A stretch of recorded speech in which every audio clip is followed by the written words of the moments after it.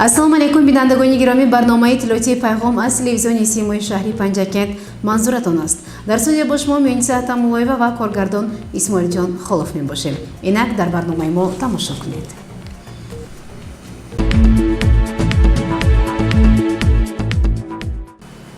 бахшида ба 28-мин солгарди таъсисёбии қувваҳои мусаллаҳи ҷумҳурии Тоҷикистон дар қисмҳои низомии шаҳри Панҷакент бо иштироки роҳбарият ва намояндагони мақомоти иҷроии ҳокимияти давлатӣ ва қудратӣ чорабиниҳои идона баргузор гардиданд.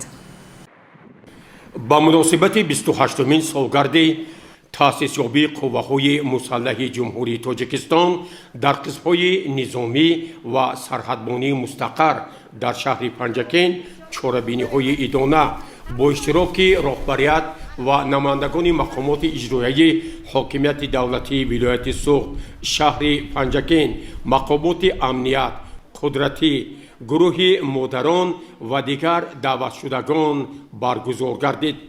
нахуст дар қисми ҳарбии 05170 вазорати мудофиаи ҷумҳурии Тоҷикистон тантанаҳои идона бо таомули низомӣ, гузориши роҳбарияти ҳайати қумандонӣ ва омодагии афсарону сарбозон ба ин ҷамомати бошукӯҳ оғоз ёфта, он зери садои суруди миллии ҷумҳурии Тоҷикистон ки аз тарафи сарбозону афсарон сароида шуд, пешкаши иштирокчиёни ин ҷамомади тантанавӣ гардид. дар назди иштирокчиёни ин ҷамомади бошукӯҳ намояндаи мақомоти иҷроияи ҳокимияти давлатии вилояти Суғд Юлдуззода Олимбек паёми шодбошӣ роҳбарияти мақомоти иҷроияи ҳокимияти давлатии вилояти Суғдро ба муносибати 28-мин солгарди таъсисёбии қувваҳои мусаллаҳи ҷумҳурии Тоҷикистон қироат намуд. имрӯз бо ифтихор гуфта метавонем ки қувваҳои мусаллаҳи ҷумҳурии Тоҷикистон рисолати касбии худро сарбаландона ба ҷо оварда дар таҳкими пояҳои давлатдорӣ ва истиқрори сулҳу субот ҳамчун нерӯи тавоно ва қудратманд саҳми босазо гузошта истодааст. дар ин бора асосгузори сулҳу ваҳдати миллӣ, пешвои миллат, президенти ҷумҳурии Тоҷикистон, сарфармондеҳи олии қувваҳои мусаллаҳи ҷумҳурии Тоҷикистон муҳтарам Эмомалӣ Раҳмон қайд намуданд. афсарону сарбозони шуҷои қувваҳои мусаллаҳи кишвар ба савганди ҳарбии худ ҳамеша содиқ монда, рисолати фарзандии худро дар назди ватан, модар ва халқу давлати хеш бо сарбаландӣ адо мекунад ва тамоми донишу таҷриба, малакаву маҳорати худро ба хотири ҳифзи дастовардҳои истиқлолияти давлатӣ сафарвар месозад. сипас иҷрокунандаи вазифаи раиси шаҳри Панҷакент Абдухолиқ Холиқзода дар назди ҳайати афсарону сарбозони ин қисми низомӣ ба сухан баромада онҳоро ба муносибати 28-мин солгарди таъсисёбии қувваҳои мусаллаҳи ҷумҳурии Тоҷикистон самимона шодбош гуфт. муҳтарам ҷавонмардони шуҷои ватан, дар ин лаҳзаҳои пур аз фараву шодии идона аз номи мақомоти иҷроии маҳаллии ҳокимияти давлатии шаҳри Панҷакент ҳамаи шумоён, афсарон, сарбозон, собиқадорони қувваи мусаллаҳ ва сокинони шарафманди Панҷакенти Бостониро ба муносибати 28-мин солгарди рӯзи таъсисёбии қувваи мусаллаҳи ҷумҳурии Тоҷикистон бо арзи сипос ва ихлосу эҳтироми хоса табрику муборакбод гуфта, ба якояки шумо сарбаландӣ, матонат, далерӣ, шуҷоат ва дар таҳкими иқтидори мудофиавии ватани азизамон комёбиҳоро таманно дорам. аз номи гурӯҳи модарони шаҳри Панҷакент Зуҳро Ашурова ва аз номи сарбозони қаторӣ Шоҳрух Баротов ва Бахтиёр Шоев ба сухан баромада дар бораи хизмати модарватан ҳамчун рамзи ифтихор ва қарзи муқаддас андешаҳои хешро баён намуданд. сипас дар саҳни майдони қисми низомӣ тантанаҳои идона бо гузашти низомии ҳайати афсарону сарбозон ва зери садои суруди миллии ҷумҳурии Тоҷикистон ба анҷом бирасид. барои иштирокчони ин тантанаҳои идона барномаи адабию фарҳангӣ намоиш дода шуда ҳамзамон як нишасти идона ташкил карда шуд. мавриди зикр аст ки аз тарафи роҳбарияти мақомоти иҷроияи ҳокимияти давлатии шаҳри Панҷакен барои ободу зебо сохтани ошхонаи аскарон ва дигар иншооти иловагӣ дар ин қисми низомӣ корҳои муайяне анҷом дода шуд. зимни нишасти идона роҳбарияти мақомоти иҷроияи ҳокимияти давлатии шаҳри Панҷакен ва дигар намояндагон бо сарбозон як суҳбати ошкоро анҷом доданд. бо шароитҳои хизмат ва маишӣ аз ҷумла хизматрасонӣ дар ошхонаҳо ва дигар иншооти ин қисми низомӣ шинос гардида таъкид намуданд ки фароҳам овардани шароитҳои мусоид дар қисмҳои низомӣ таҳти назорат ва ғамхориҳои бевоситаи президенти ҷумҳурии Тоҷикистон, сарфармондаи олии қувваҳои мусаллаҳи кишвар муҳтарам Имомалӣ Раҳмон ва роҳбарони масъули сатҳи вилоят ва шаҳри бостонии Панҷакен қарор дорад. санаи 23 феврали соли 2021 дар қисми сарҳадбонии 0203 мустақар дар шаҳри Панҷакен низ тантанаҳои идона ба муносибати 28-мин солгарди таъсисёбии қувваҳои мусаллаҳи ҷумҳурии Тоҷикистон баргузор гардид. тантанаҳои идона бо омодагии ҳаматарафаи ҳайати афсарону сарбозон ва садо додани суруди миллии ҷумҳурии Тоҷикистон оғоз ёфт. намояндаи мақомоти иҷроияи ҳокимияти давлатии вилояти Суғд Юлдозода Олимбек ҳозиринро бо 28-мин солгарди истиқлолияти давлатии ҷумҳурии Тоҷикистон самимона муборакбод намуд. иҷрокунандаи вазифаи раиси шаҳри Панҷакен Абдухолиқ Холиқзода зимни суханронии хеш бори дигар изҳор дошт ки воқеан қисмҳои низомӣ барои мо як сипари боэътимод буда хизмат дар сафи қувваҳои мусаллаҳ барои ҳар як шаҳрванди Тоҷикистон аз ҷумла шаҳру деҳоти Панҷакен ифтихори ватандорӣ мебошад. сарбози қаторӣ Хушуф Муҳиддин зимни суханронии хеш бори дигар изҳор дошт ки бояд ҷавонони Тоҷикистон барои ватан содиқона хизмат намуда марзу буми кишвари хешро аз ҳама гуна хатарҳо эмин нигаҳ доранд. тантанаҳои идона дар қисми сарҳадбонии 0203 бо гузашти низомӣ ва зери садои суруди миллии ҷумҳурии Тоҷикистон ба анҷом бирасид.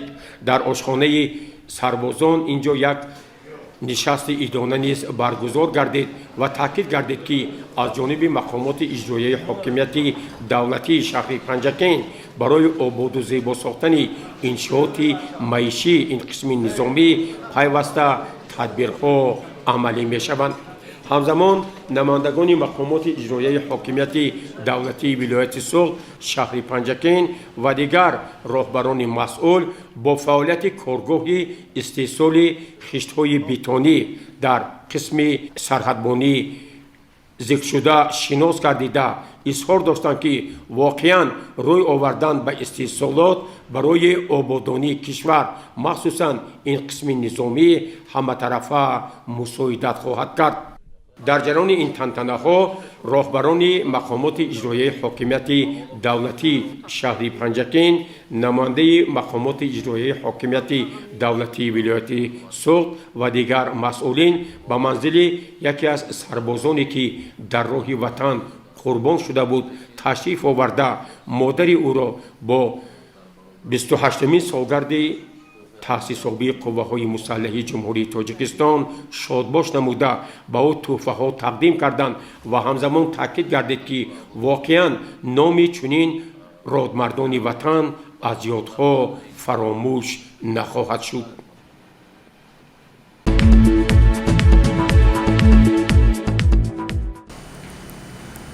аз тарафи иҷрокунандаи вазифаи раиси шаҳри Панҷакен Абдухолиқ Холиқзода аҳли хонаводаҳои 2 нафар сарбози дар роҳи ватан ҳалок гардида мавриди аёдат ва ғамхориҳои навбатӣ қарор гирифтанд. мутаваҷҷеҳ бошед ба гузориши дигари барнома.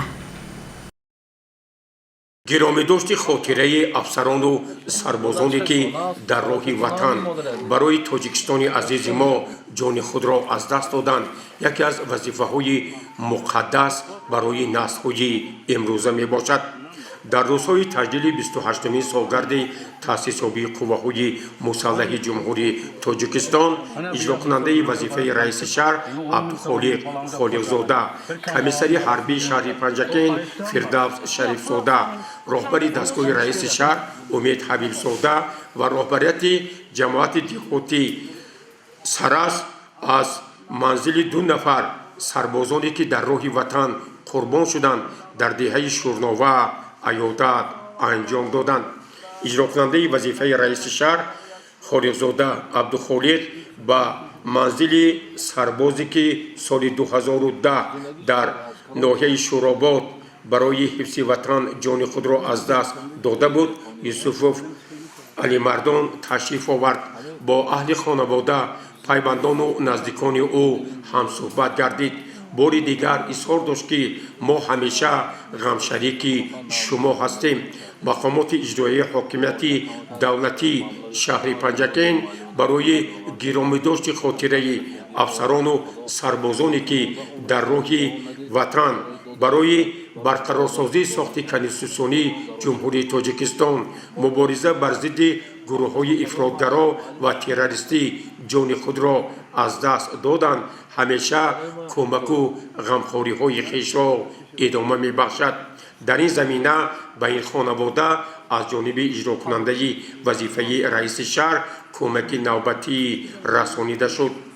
در دهه شورنوه جماعت دیهاتی سرس اجرا کننده وظیفه رئیس شهر پنجکین خالقزاده عبدالخالق و هیئت همراهانش از منزل سرباز احمدقل مراد اغلی دیدن نمودند.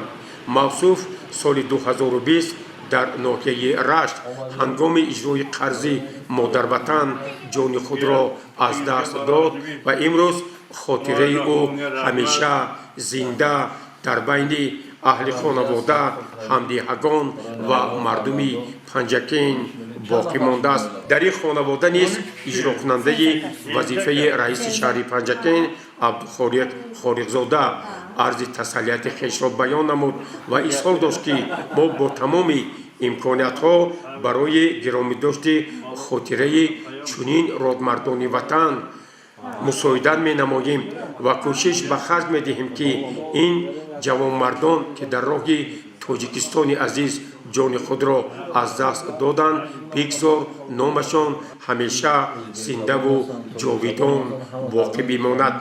به خانواده سرباز قربان شده احمدقل مراد اغری نیز یک مقدار کمک‌های مادی دسترس گردید و همزمان به رهبریت جماعت دیهاتی سرس دستور داده شد که برای کمک به خانواده‌های افسران و سربازانی که در راه حفظ وطن جان دادند باید منتظم تدبیرهای ضروری اندیشیده شود. در دایره این عیادت اجرا کننده وظیفه رئیس شهر پنجکین عبدالخالق خالقزاده و هیئت همراهانشان در قبرستان دیها به خاطر این سربازان شهید و همه آنهایی که در راه وطن عزیز ما جان باختند دعای فاتحه کردند تا روح آنها همیشه جاویدان و منزل آخرتشان آبادان باقی بماند.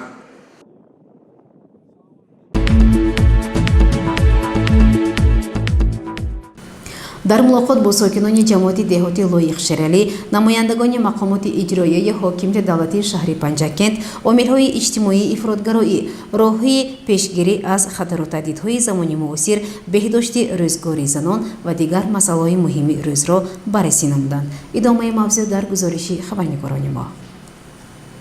طبق دستور و سفارش‌های اساسگذار صلح و وحدت پیشوای ملت پرزیدنت جمهوری تاجیکستان محترم امامعلی رحمان و راهنمایی‌های معاون رئیس مجلس ملی مجلس عالی جمهوری تاجیکستان رئیس ولایت سوق محترم رجب احمدزاده نمایندگان مقامات اجرایی حاکمیت دولتی شهر پنجکین چند پیش با ساکنان جماعت دهاتی لایق‌شهرالی ملاقات دایر نمودند. در واخوری نماینده‌های مقامات اجرایی حاکمیت دولتی شهر شعبه معارف مسئولان مؤسسه‌های تعلیمی имом хатибон, аъзоёни шӯрои маҳалла ва сокинони деҳҳои ҷамоат иштирок доштанд. нахуст мудири шӯъбаи рушди иҷтимоӣ ва робита бо ҷомеа дӯстода Афзалшоҳ иштирокчиёнро аз номи иҷрокунандаи вазифаи раиси шаҳри Панҷакен Холиқзода Абдухолиқ ба муносибати 28-умин солгарди рӯзи таъсисёбии Қувваҳои Мусаллаҳи Ҷумҳурии Тоҷикистон табрик намуд. ва имрӯз ки мо дар остонаи 28-умин солгарди рӯзи таъсисёбии Қувваҳои Мусаллаҳи Ҷумҳурии Тоҷикистон қарор дорем, нахуст ҳамаи шуморо аз номи иҷрокунандаи вазифаи раиси шаҳри Панҷакен муҳтарам Холиқзода Абдухолиқ санобар ҳамаи шуморо табрику шодбош мегӯям. аз масъулон даъват ба амал оварда шуд ки корҳои фаҳмондадиҳиро байни ҷавонон минбаъдҷонок намоянд.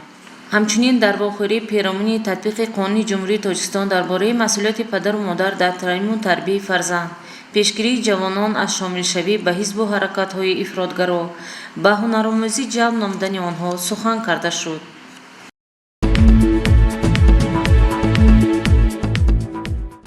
идомаи барномаи иттилоотии пайғом.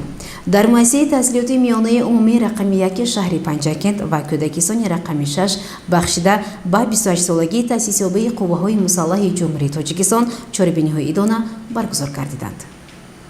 аз таъсисёбии артиши миллӣ 28 сол пур шуд. Қувваҳои Мусаллаҳи Ҷумҳурии Тоҷикистон зодаи истиқлолият буда дар шароити вазнин таъсис ёфтаанд. Бахшида ба рӯзи таъсисёбии Қувваҳои Мусаллаҳи Ҷумҳурии Тоҷикистон дар кӯдакистони ба номи модар дар ду гурӯҳ дарси кушод баргузор шуд, ки дар он мураббиён иштирок намуданд. Гулноза Ахмедова, мураббии забони русӣ, бо тарбиятгарандагони гурӯҳи тайёрӣ ба мактаб машғулиятро ҷолиб гузаронид. Баъдан кӯдакон бо лаҳни зебои тифлӣ чун меҳру муҳаббат ва эҳтиром барои мардони ватан порчаҳои шеърӣ қироат намуданд ва бо сароидани суруд машғулиятро шавқовар гузарониданд.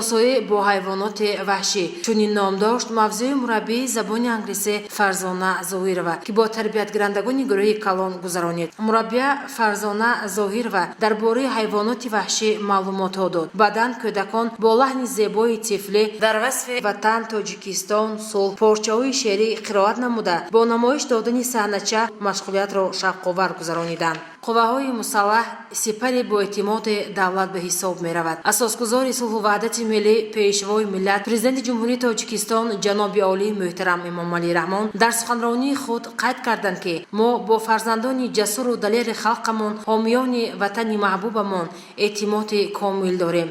ба муносибати санаи таърихӣ 23 феврал дар муассисаи таҳсилоти миёнаи умумии рақами 1 ба номи Иван Петрович Разин бо дастгирии омӯзгорон Анна Василовна, Оксана Евгеньевна, Зиёда Саидова бо хонандагони синфҳои 5, 6 ва 7 чорабинии идона бо забони русӣ баргузор шуд. дар чорабинии омӯзгорон ва волидони хонандагон иштирок намуданд. Хонандагон дар васфи аскарон, падару бобоёни далер, мардони шуҷоъу ватанпарвар, شعر و سرود، ترانه و گفتارها قرائت نمودند. در خاتمه چهاربینی سرور مؤسسه تحصیلات میانی عمومی رقم 1 فرزانه جمعیه و رادمردان وطن را صمیمانه با 28مین سالگرد ارتش ملی شادباش نموده و آموزگاران برای چنین یک چهاربینی پرمحتوا منتداری بیان نمود. یادآور می‌شویم که برنامه علیحده از چهاربینی خوانندگان صنف‌های 5، 6 و 7 مؤسسه تحصیلات میانی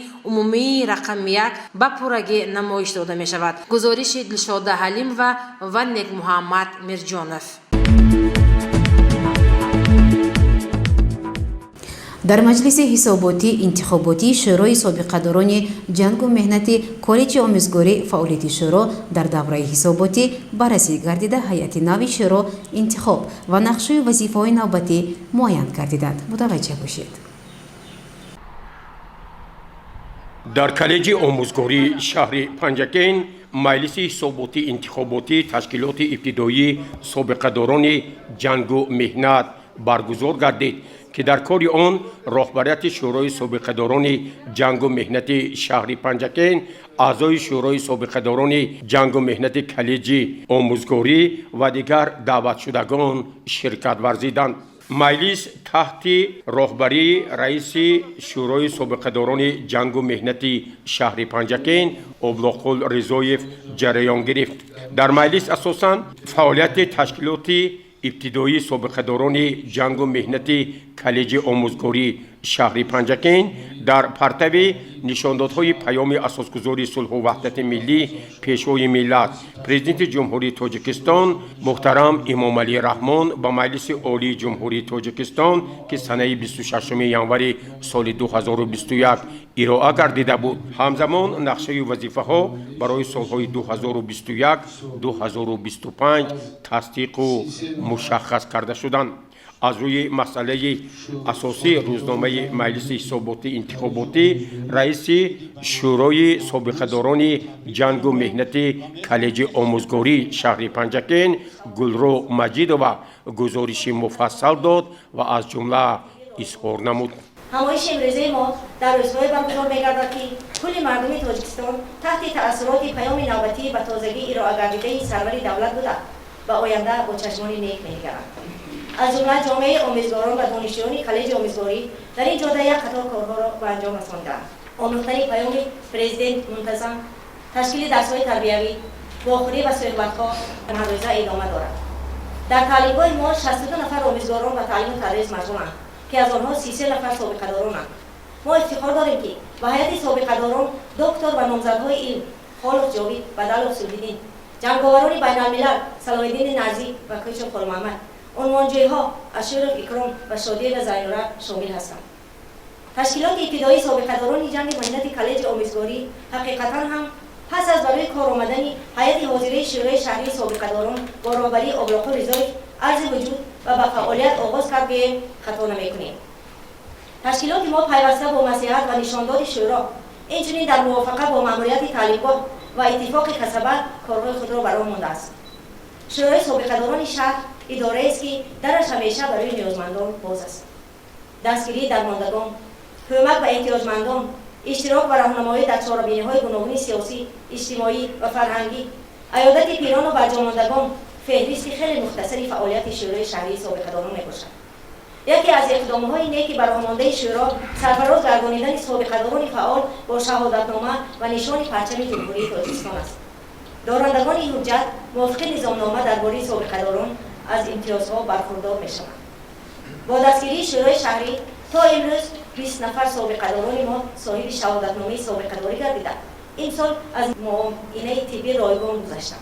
از روی مسئله اساسی مجلس حساباتی انتخاباتی در نزد اشتراکچیان آن سابقه‌داران ساحه معارف خواجه محمد محمدزاد، خواجه خالمحمد، آموزگاری کالج آموزگاری شهر پنجکین کاملجان احراروف، آموزگار شخیموف و دیگر اشتراکچیان به سخن برآمده پیرامون فعالیت شورای سابقه‌داران جنگ و مهنت کالج آموزگاری شهر پنجکین در دوره حساباتی اندیشه های خویش را بیان نمودند و برای باز هم بهتر نمودن فعالیت شورا پیشنهادات مشخص خویش را ارزیابی کردند.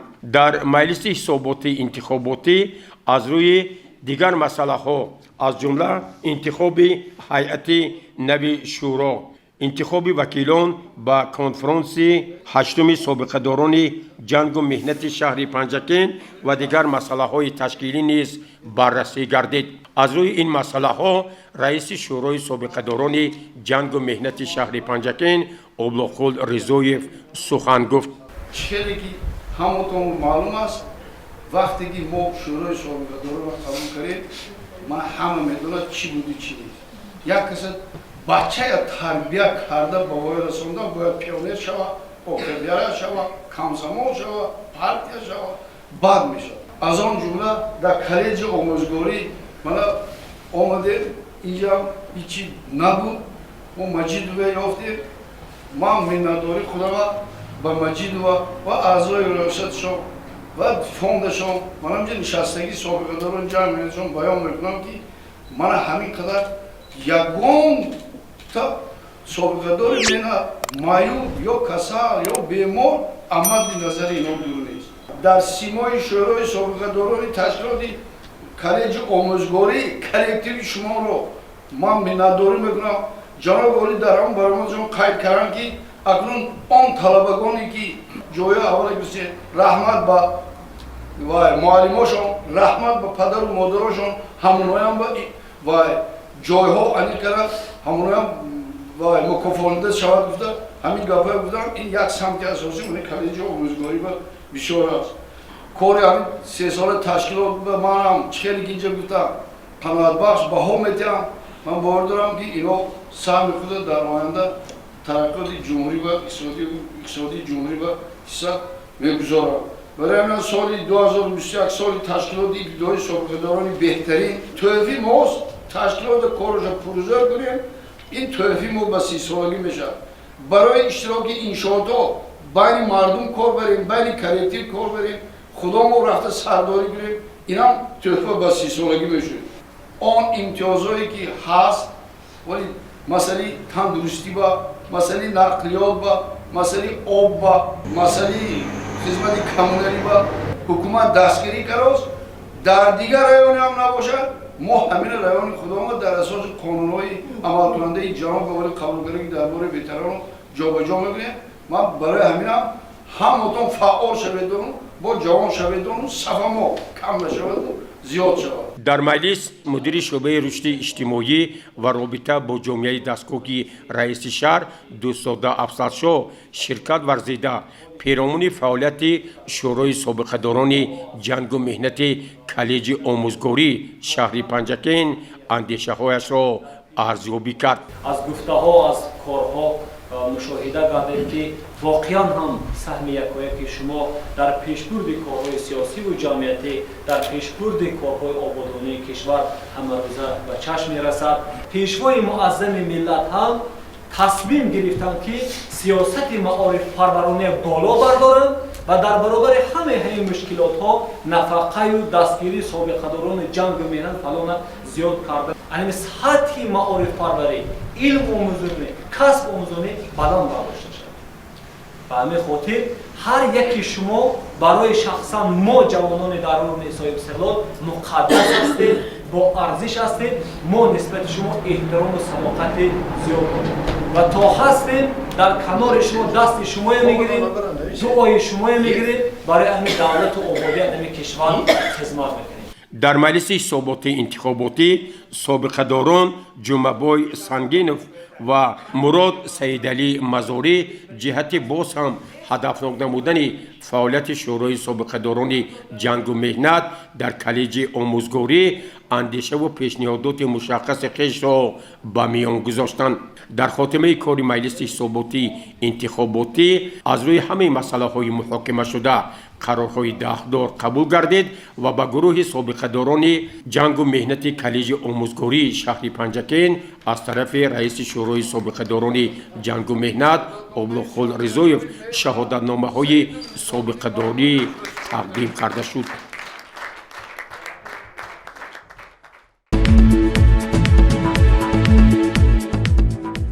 برنامه را ادامه می‌دهیم.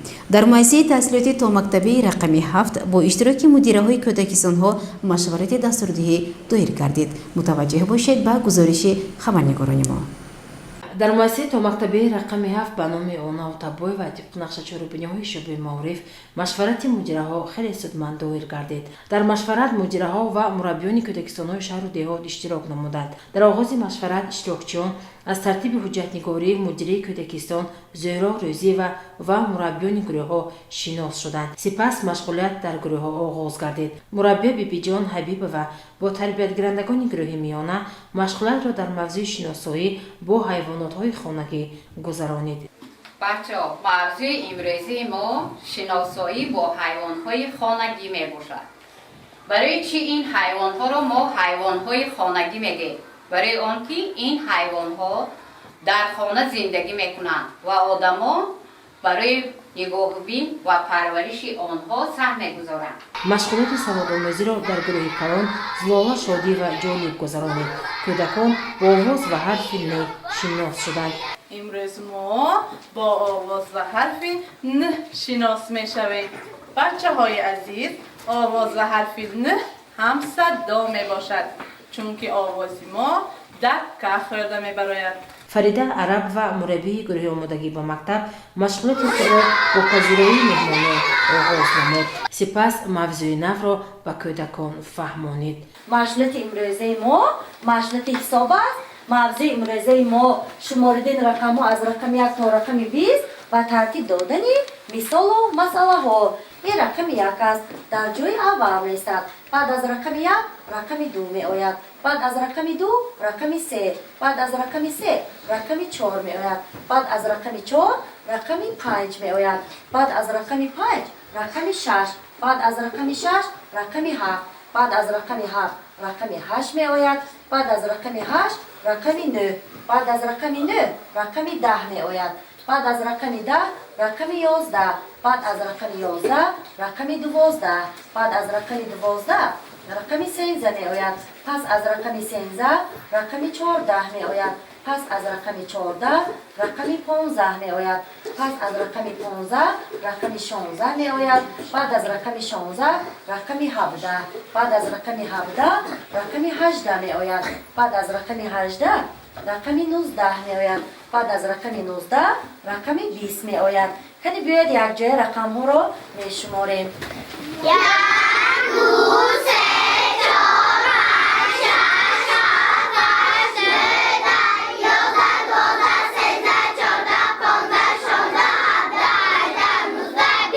در کودکستان مذکور 10 نفر مربیان و 220 نفر تربیتگرندگان تعلیم و تربیت می‌دهند. گروه‌های کودکستان با اسباب و عیانیت‌های حاضر زمان و دستی ساز مجهزانیده شده است. از طرف ماموریت کودکستان در 7 گروه برای پیشگیری از پهن‌شوی بیماری کووید 19 منتظم کارهای ترغیباتی به ضررگردانی و تامین کودکان با نقاب محافظتی محلول آنتیسپتیکی گذرانیده می‌شود. با مناسبت روز ارتش ملی جمهوری تاجیکستان تربیتگرندگان برنامه آماده نموده خود را با نام محافظان وطن پیشکش مهمانان گردانیدند. در خاتمه چاره‌بینی مشاور شعبه معارف لاله نسیم و با ماموریت کودکستان اوید به بلند برداشتن سطح و صفت تعلیم و تربیت دستور داد. مشورت امکان داد که مربیان از تجربه همدیگر آموزند، دانش و ملکه خویش را صیقل دهند.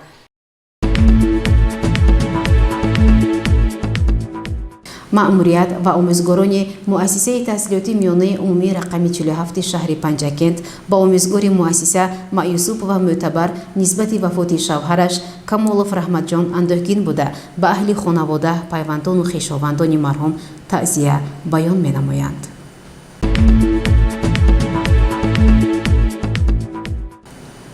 بینندگان گرامی، در همینجا برنامه اطلاعاتی پیغام به پایان میرسد. برای هر یک شما تنسیتی و خانوادگی را خواهانیم تا برنامه دیگر شادی پیروز باشید. خیر.